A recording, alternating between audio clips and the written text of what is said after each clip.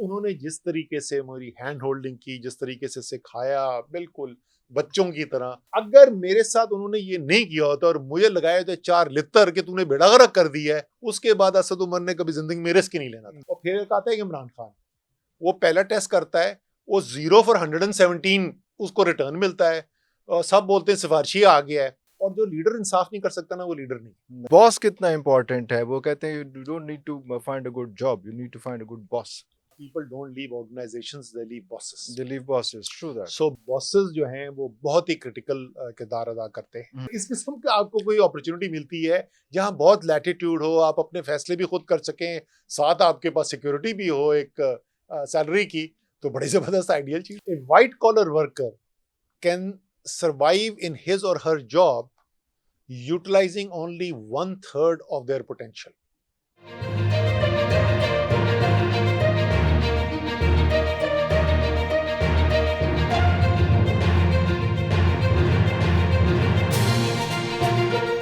शुरू इलाके 99 बाबरकत नामों के साथ, जिन नामों के साथ ज़मीन और आसमान की कोई शय भी नुकसान नहीं पहुंचा सकती, और वही तो है जो सबसे बेहतर सुनने और जानने वाला है।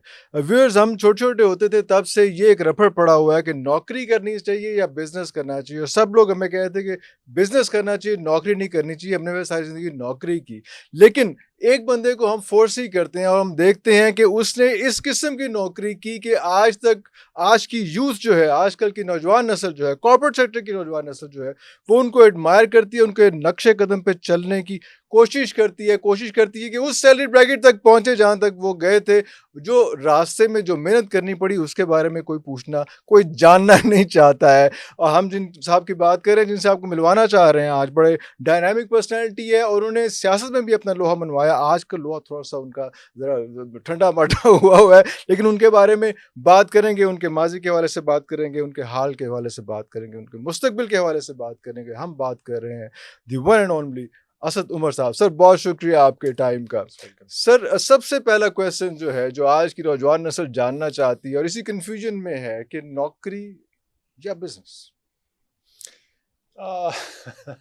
देखो, आइडियल तो ये है कि आप अपना कारोबार कर सकें, ये आइडियल है, राइट? अच्छा, लेकिन थोड़ा सा वो पर्सनालिटी टाइप के ऊपर भी डिपेंड करता है। कुछ ऐसे लोग होते हैं उनकी पर्सनालिटी को सूट करता है कि एक स्ट्रक्चर हो, उस स्ट्रक्चर के अंदर वो थ्राइव करते हैं। बिकॉज जब अपना बिजनेस आप स्टार्ट करते हैं तो वो एक केओस का माहौल है या एक एंटरप्रेन्योर के लिए। जब शुरू में बड़ी पेशेंस चाहिए, बड़ा टेम्परामेंट चाहिए और रगड़ा भी खाने को Several- तैयार हो। और सबसे बड़ी बात ये, अनसर्टेनिटी से आप काम कर सकते हो, क्योंकि अनसर्टेनिटी तो बेतहाशा होगी, मुसलसल रहेगी। सो थोड़ा सा उसके ऊपर डिपेंड करता है। फिर ऑब्वियसली अपॉर्चुनिटीज के ऊपर डिपेंड करता है, टाइप ऑफ नौकरी पे डिपेंड करता है। जिस तरह जो आप मेरी बात कर रहे हैं, शुरू में तो I started HSBC, Hong Kong Shanghai bank से, दुनिया के सबसे बड़े बैंक्स में से एक था। उसके बाद सून ही कुछ महीने के बाद मैं एक्सॉन में शिफ्ट कर गया। एक्सॉन उसको दुनिया की फॉर्च्यून 500 में नंबर 1 कंपनी होती थी। तो वो एक अलग, उसमें बड़ी लर्निंग थी, बेतहाशा सीखने को था, बहुत ही जबरदस्त सोफिस्टिकेटेड सिस्टम्स थे। लेकिन वो हो गया उसके चंद साल के बाद मैनेजमेंट लेड बायआउट, और वो मैनेजमेंट लेड बायआउट के नतीजे में वो पूरे एक्सॉन के सिस्टम्स, लेकिन अब आजादी के आप अपनी कंपनी खुद। अच्छा। वो नौकरी थी या वो बिजनेस था, उसमें डिफरेंशिएट करना वो आधा आधा ही था। मुश्किल है। और हाँ। उसके नतीजे में ये हुआ कि वो कंपनी जो एज एक्सॉन 1965 में शुरू हुई और 1991 में जब बाय आउट हुआ, तो इतने साल गुजरने के बाद वो एक फर्टिलाइजर प्लांट था, 1,73,000 टन से शुरू हुआ था और 2,32,000 टन तक पहुंचा था। वो 50,000 टन, उसमें 49,000 टन कैपेसिटी ऐड हुई थी, दैट्स इट। और आज़ाद होने के बाद वो जब बैंगरो हुआ, मैनेजमेंट लेड बाय आउट हुआ, तो उसके अगले 15 साल के अंदर वो जो है, जो फर्टिलाइजर प्लांट था, वो 2,32,000 से 2.25 मिलियन टन पे पहुंच गया। दुनिया की सबसे बड़ी सिंगल ट्रेन यूरिया प्लांट वहां पे लग गया। ऑलपर्स, ऑलवेल, ओमो और ये पूरा FMCG बिजनेस लॉन्च हो गया।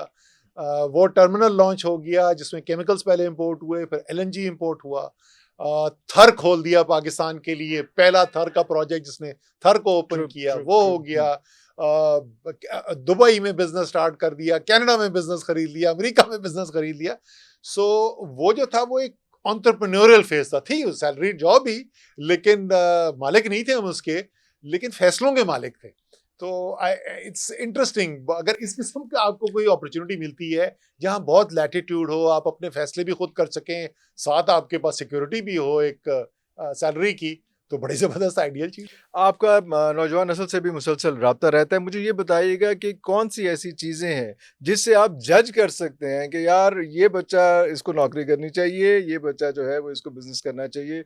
वो पेरेंट्स का प्रेशर आज भी है, वो सही, ना चाहते हुए वो मसाइल वो वहाँ के वहीं सही। रहते हैं। देखिए, सबसे पहली चीज़ तो ये है कि कामयाब होने के लिए ना बिज़नेस में सबसे पहली रिक्वायरमेंट ये है कि आप जो बिज़नेस स्टार्ट करें ना, वो एक पैशन हो आपके अंदर उस चीज़ का। मसलन मेरा जो छोटा बेटा जो है ना, वो बैठ के बचपन में जब छोटा था तो वो घंटों बीबीसी फूड देखता रहता था। वाह! सो सो मुझे पता है, और वो आज भी खाने का शौकीन है। वाह! ठीक, वो पकाने का भी, बनाने का भी, बनाता भी बना है लो, वाह, खुद, वाह! लवली, ओहो ऐसी लवली। डिटेल। अब वो रियाद गया हुआ था, उसने वापस आना है, तो संडे का हमारा लंच जो है ना, वो फैमिली लंच जो है वो मेरी सास के घर में होता है। वाह, माशाल्लाह!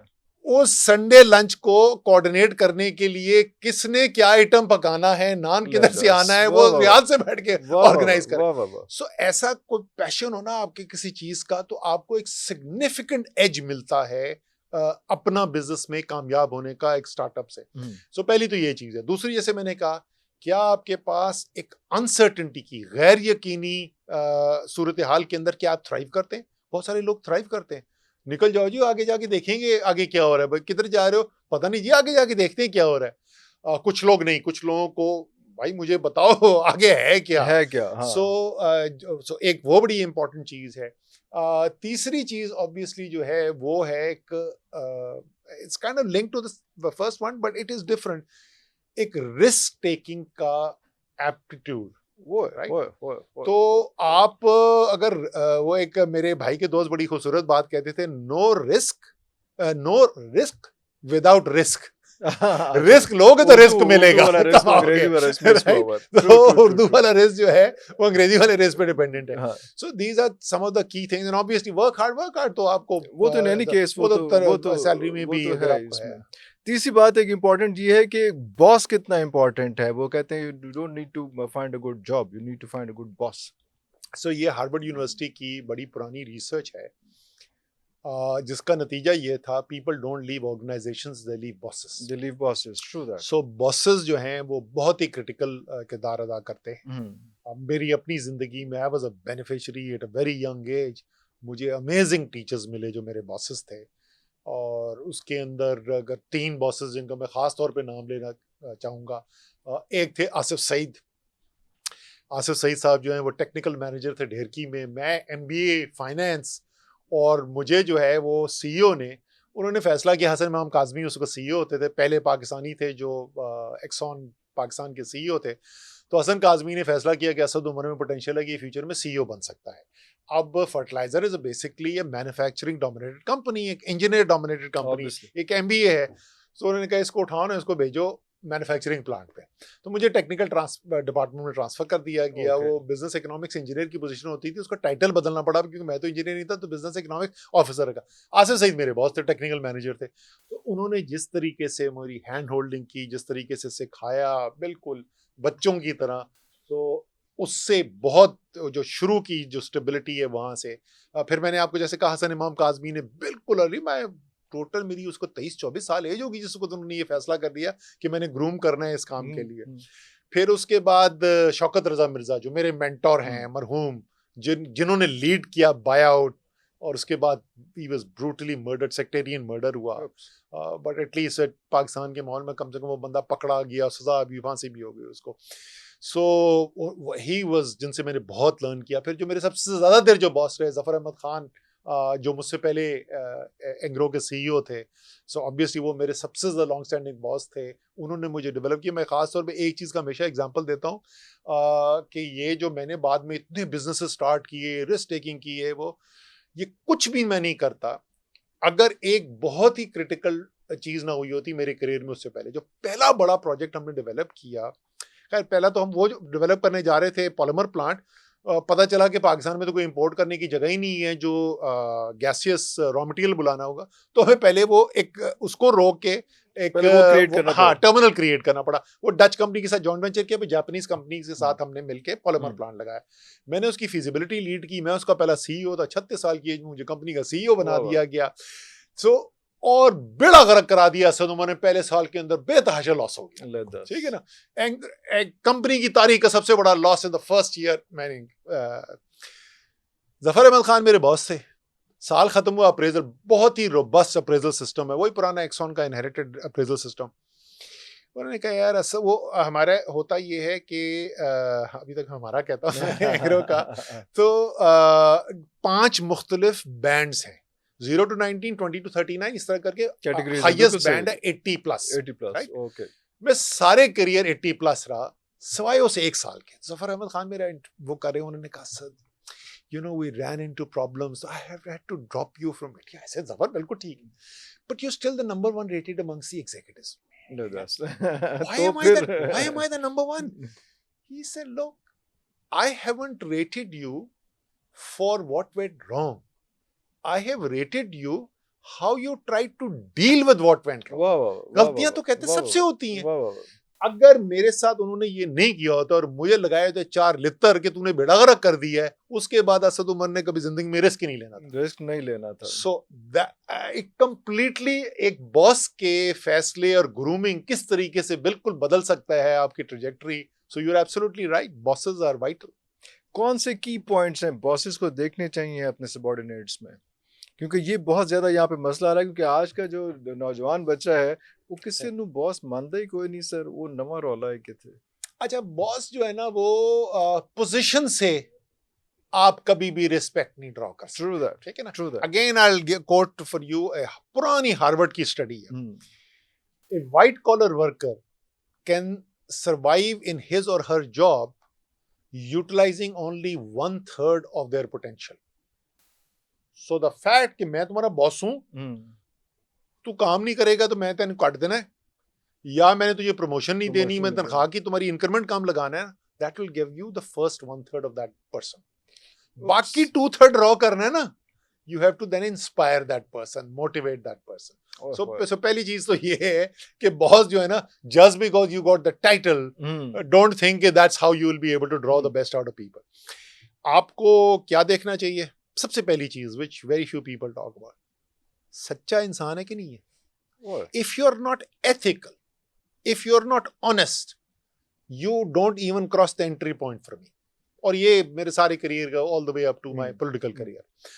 So एक तो वो एथिक्स स्ट्रॉन्ग हैं बच्चे के अंदर कि नहीं है, और वो सिर्फ रिश्वत बारा की नहीं होती। So this is what boss is seeing in his जो आपने मुझसे सवाल किया था कि क्या देखना बिल्कुल चाहिए, सही। और जैसे मैं कह रहा था ना कि वो ये नहीं है कि जरूरत को रिश्वत वहां पे दे रहा है या नहीं दे रहा, क्या गलती जब करता है तो उसको ओन कर लेता है, ये दूसरों पे डालने की कोशिश वो करता है। मॉरली ऑनेस्ट भी होना चाहिए, वो Honest जरूरी है, फाइनेंशियली नहीं, right? जरूरी नहीं है। सो एक तो ये चीज आ गई। सेकंड, विलिंगनेस टू लर्न है कि नहीं है, इंक्विजिटिव एबिलिटी टू, बिकॉज मेरी अजम्पशन ये है कि हम एक सबऑर्डिनेट की बात करें जो relatively early in his career है, राइट। ट्रू दैट, ट्रू तो दैट। उसने अभी आगे 30 साल और ग्रो करना। अगर उसमें एक लर्निंग की एक इंक्विजिटिवनेस नहीं है, एक डिजायर टू लर्न नहीं है, थर्स्ट हंगर फॉर लर्निंग नहीं है ना, तो उसकी ग्रोथ स्टॉल कर जानी है eternally. She may be a very high performer in the initial days, but that trajectory will be low because that hunger for growth is not there.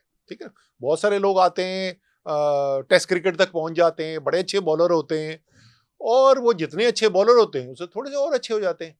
और फिर एक आता है इमरान खान, वो पहला टेस्ट करता है, वो 0 for 117 उसको रिटर्न मिलता है, और सब बोलते हैं सिफारशी आ गया है, और तो वो कहता है कि यार ये ऐसी कम तैसी, इनको तो मैंने गलत साबित करना है। और फिर वो जॉन स्नो से इंस्पायर होके उधर ससेक्स में सीखता है, मेहनत कर करके पागल हो जाता है, अपनी फिजिक कंप्लीटली चेंज कर देता है, पूरा बॉलिंग स्टाइल बदल देता है अपना उठा का, becomes which is near to impossible, which is nearly impossible once you've reached that level, yeah. and in the end becomes one of the greatest all-round cricketers, one of the greatest fast bowlers the world has ever seen, right? Because that thirst, that hunger to improve was there. So दूसरी चीज ये आ गई। तीसरी चीज ये है कि क्या वो इंसाफ करता है कि नहीं करता। बिकॉज जब वो सक्सेसफुल होके उसने आगे जाना है ना, तो उसने बॉस बनना है, उसने लीडर बनना है, और जो लीडर इंसाफ नहीं कर सकता ना वो लीडर नहीं है। ठीक है। सो उसमें एक इंसाफ का नहीं, so I can go on with a few other things. Please note मैंने क्या नहीं कहा, मैंने टेक्निकल एक्सपर्टीज की बात ही नहीं की अभी तक, बिकॉज वो एक टेक्निकल जॉब के लिए दैट कैन बी लर्न। हम लीडर्स की बात कर रहे हैं, दैट कैन मैं कह रहा हूं कि मैंने जो सबऑर्डिनेट देख रहा है मैं अपने लिए, so like in Exxon we used to have two completely different ladders, एक है प्रोफेशनल लैडर और टेक्निकल लैडर जिसको कहते थे। मेरा एग्रोनॉमिक सर्विसेज ऑफिसर है, वो खुश है यार, मैंने दिस इज व्हाट मैंने पीएचडी किया हुआ है एग्रोनॉमी के अंदर, मैंने किसान को सिखाना है कि तुम बेहतर फसल कैसे पैदा कर सकता है। मुझे कोई इंटरेस्ट नहीं है मैं वाइस प्रेसिडेंट बनूं ना बनूं, ये मेरा शौक है, ये मैंने करना है। या मैं एक इंस्ट्रूमेंट इंजीनियर हूँ और मेरी स्पेशलाइजेशन इंस्ट्रूमेंट इंजीनियर है, that's what I am passionate about. मैंने नहीं लोगों की बैठ के अप्रेजल भरो तो कागज भरो तो ये वो, सो वो एक उसकी रिक्वायरमेंट फिर रहेगी, then obviously then you're looking at technical expertise and all of that, but I am talking about the larger group and very few people used to fall in this classification, majority थे वो managerial ladder के जिसको हम कहते थे, so मैं उनकी बात कर रहा हूँ उन लोगों की। So there are a number of other things, but these are some of the highlight things जो मैं सबसे पहले किसी की देखने की शुरू करूँगा। passion to succeed, मैं आपको बताऊँ with all my experience, knowledge and intelligence on one hand and passion on the other, passion beats intelligence and knowledge 9 times out of 10। तो जिसमें वो है ना एक पैशन मेरा कि यार मैंने दुनिया को बताना है कि मैं चीज क्या हूँ, so those are the characteristics that I would say। एक टाइम वो था जिसमें जॉब स्विच करने को ना बड़ा अजीब से बड़ा मायूब समझा जाता था, लेकिन आज मैं देखता हूँ कि आज की नौजवान नस्ल जो है वो 6 महीने और फिर 6 महीने और फिर 6 महीने फ्रॉक जंप टाइप सिचुएशन उनकी है, और वो सक्सेसफुल भी लगते हैं, बड़ी जल्दी वो ब्लेडर्स जो है वो क्रॉस भी कर जाते हैं। तो आपके हिसाब से क्या होना चाहिए? It's two ways। सिर्फ एम्प्लॉइज का एटीट्यूड नहीं चेंज हुआ, companies no longer own people. इस वक्त है मेरे इस्तेमाल का है, मैं इसको इस्तेमाल करूंगा। सो मेरे ख्याल में इससे बहुत नुकसान हो रहा है, बहुत नुकसान, दोनों का नुकसान है। देखें जब आपकी वो लाइफ टाइम एम्प्लॉयमेंट, उस वक्त कोई हथकड़ियां तो नहीं आपको लगाता था ना, आप नौकरी छोड़ना चाहें तो छोड़ ही देते थे, ऐसा नहीं है कि लोग बंधे हुए रहते थे। लेकिन जब एक ओवरऑल इथॉस ऑर्गेनाइजेशन का ये है कि लाइफ टाइम के लिए, मैं अभी आपके मैं आपको एक्सॉन की एग्जांपल दे रहा था, 24 साल का असद उमर है आपने, और सिर्फ असद उमर के लिए नहीं, every single employee at the end of the first year of service you were assessing इनका अल्टीमेट पोटेंशियल। क्या मैंने पहले आपको परफॉर्मेंस बताया था, इसी तरीके से क्या मेरे ख्याल में ये बंदा लेवल 36 तक पहुंचेगा, 32 तक पहुंचेगा, 27 तक पहुंचेगा, और ये एनुअल इवेंट है। And then I am developing, जिसको मैंने कहा कि ये 36 पहुंचेगा ना, फिर मैंने उसको क्रॉस फंक्शनल मूव्स भी करानी है, फिर मैंने उसको क्रॉस बिजनेस मूव्स भी करानी है, मैंने उसको फील्ड असाइनमेंट भी देनी है। लाइक असद उमर है ना यार, ये फाइनेंस का बंदा है, इसको मैन्युफैक्चरिंग का एक्सपोजर उसमें भी करें। हाँ, so you are trying to develop somebody, उसको लेके किसी और तरह से इन्वेस्टिंग इन समबडी, ठीक है ना। सो उसका फायदा ये है कि उस ऑर्गेनाइजेशन के लिए उस बंदे की बेस्ट पॉसिबल ट्रेनिंग हो रही है, राइट। बट जॉब हॉपिंग के लिए आप आइडियली नहीं तैयार हो। जॉब हॉपिंग जब आपने करनी है और जब कंपनीज ने ये कर दिया, सो दैट मीन्स कि continuity, legacy, knowledge of the organisation, your relationships, your networkings are now all irrelevant. आप आए यार, आपकी स्किल सेट किया है, आए परफॉर्म करें डे 1 के ऊपर। और मैं इसमें से काइंड ऑफ थिंग्स, मैंने आपको बड़ी चीज बता दी है, मैं आपको बहुत छोटी सी चीज बता। मुझसे बहुत सारे लोग पूछते थे, नौजवान मुझसे पूछते हैं, पहले पूछते थे कि सर आप ये बताएं कि क्या करना चाहिए। मैं पता क्या कहता था, लंच जो है हमेशा लंच रूम में बैठ के किया करो। लंच रूम में बैठ के किया करो, नॉट ऑन योर सीट। ये क्या बकवास है, मतलब हम आपसे सीरियस एडवाइस दे रहे हैं। मैं कहा भाई मैं सीरियस एडवाइस दे रहा हूं। And this was at the junior level and the senior level. So which is, what was I doing? This is networking. फर्क उसका पता क्या होता था? उसका फर्क जो है वो हर लेवल पे आपको नजर आएगा। मैं चाय मांगूंगा ना, तो वो सेक्शन हेड को चाय शायद बाद में मिले, मुझे पहले मिल जाएगी क्योंकि मेरी उससे दोस्ती है जो चाय देता है। ठीक है ना, मूसा है, असद उमर के लिए चाय लेके जानी है। जॉब रिलेटेड मैं बैठा हूँ कराची में, मुझे डेटा चाहिए सारे ऑर्गेनाइजेशन से।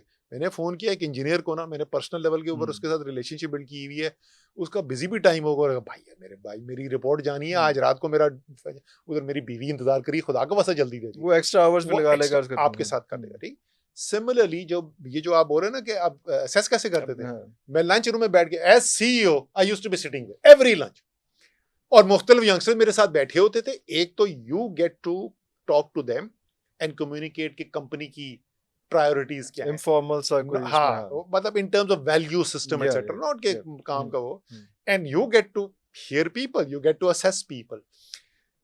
अब ये जो है जहां पे आप जॉब हॉपिंग कर रहे हैं, तो केड़ा नेटवर्क ते कौन सी relationships don't exist, and it has value for the company in the end. ये अमेरिकन सिस्टम है, वो जब आपने short term quarterly profit driven economy create कर दी ना अमेरिका में, तो उसने कहा यार मेरी अगले महीने अगले क्वार्टर की क्या मेरी जो बोनस मेरा जो डिटरमिन करेगा, उसके लिए 28,000 बंदे ले ऑफ कर देना बेहतर है? ऑफ कोर्स बेहतर है। उसके 12 साल के बाद क्या कौन सी जगह है, I don't give a dam, मैंने कौन सा 12 साल के बाद साल के रहने वाला। सो वो अमेरिकन कल्चर जो डोमिनेंट कॉर्पोरेट कल्चर था ना, it's kind of like seeping through the world now, because America dominate करता है कॉर्पोरेट दुनिया को, बिजनेस को। इट इज हाईली डेट्रिमेंटल, एंड मैंने दोनों एक्सट्रीम्स देखे हुए। एक्सॉन मोबिल में हमने काम किया, मैं कनाडा में भी काम किया उनके लिए। जॉइंट वेंचर मैंने आपको क्या बताया था किसके साथ, कि जापान के साथ। हाँ। वहां पे तो कॉन्सेप्ट है of the company man as they call him, right? Okay. And जो कमिटमेंट है उसकी आप किस लेवल की होती है उसमें। अब मैं और मेरा जो सीनियर वाइस प्रेसिडेंट था, जो बाय द वे मुझसे 20 साल बड़ा था, Fujishima san, he used to report to me, I was CEO of Engro Polymer, he was my senior vice president. तो हम एक दिन साथ लैंड किए नरिता टोक्यो। अब डाउनटाउन टोक्यो गए तो एक बिल्डिंग की लाइटें ऑफ थी, तो मुझसे फुजीशिमा सान बोलते हैं कि Asado san, do you see you know what this means? I said no Fujishima san. He said that means somebody in this building committed suicide today. Oh. It is such an established practice that उसका एक routine develop हो गया है कि जब कोई suicide करता है, तो मैंने कहा भाई सुसाइड करते क्यों? वो इसलिए सुसाइड करता है where he feels he's let the team down. And as a nation ये जापान के कल्चर के अंदर है यार, spotless footpaths. Tokyo Central is the busiest rail station in the world. आप जाके फ्लोर किसी को देखें इतना साफ होता है, बैठ के खाना खा सकते हैं वहां पे, क्योंकि वो जो सफाई जिसने करनी है ना, वो कहता है ये मैं I am responsible for Japan's image in the world. अगर गंदा नजर आएगा तो मेरे मुल्क की बुराई, उसको क्या पता मैं कौन हूं, वो जाके दुनिया में बताएगा कि टोक्यो गंदा था, उसका फर्श गंदा था। So that sense of ownership, that commitment in society, so वो एक सोसाइटल उनका कॉम्पैक्ट है जो उनकी कॉर्पोरेट वर्ल्ड के अंदर भी नजर आता है। ठीक हो गया।